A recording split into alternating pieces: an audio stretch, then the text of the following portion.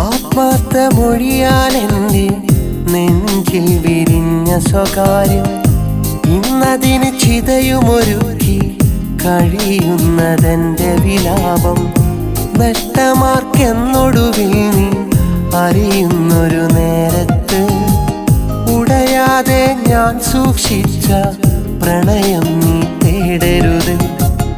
ഇല്ലാതിനൊട്ടും പരിഭവം നിന്നോടു കാട്ടിടാൻ തന്നെനിക്കെൻ്റെ അനുഭവം എല്ലാം സഹിച്ചിടാൻ.